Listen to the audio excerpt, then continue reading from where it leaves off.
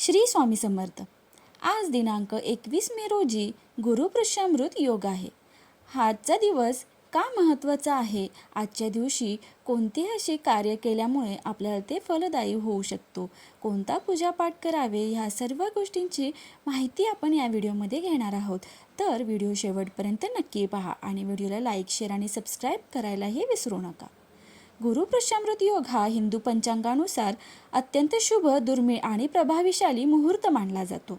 जेव्हा तो गुरुवारी पुष्य नक्षत्र येते तेव्हा हा योग तयार होतो। हा योग खालील वैशिष्ट्यांमुळे अत्यंत खास मानला जातो। काय महत्त्व आहे ते पाहूया। या योगाला अमृत योग देखील म्हणतात। ज्योतिषशास्त्रानुसार या दिवशी केलेले शुभ कार्य, नवीन व्यवसाय किंवा खरेदीची आयुष्यभर उत्तम फळ मिळते। खरेदीसाठी हा शुभ काळ मानला जातो। या दिवशी सोने, चांदी, दागिने, नवीन वाहन किंवा घराची खरेदी करणे अत्यंत लाभदायक मानले जाते।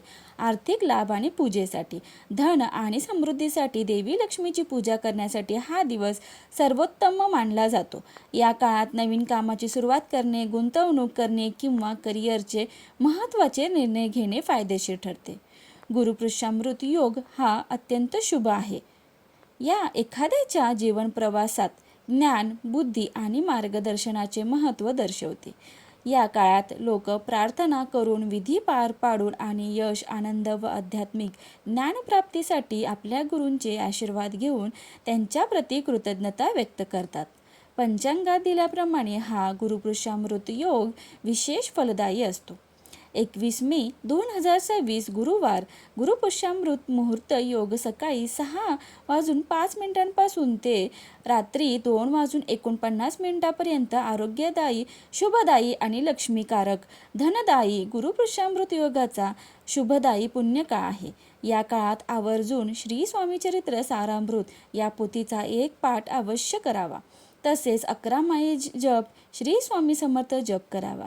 या सेवेने श्री स्वामी समर्थ महाराजांची कृपा होऊन लक्ष्मी प्रसन्न राहते।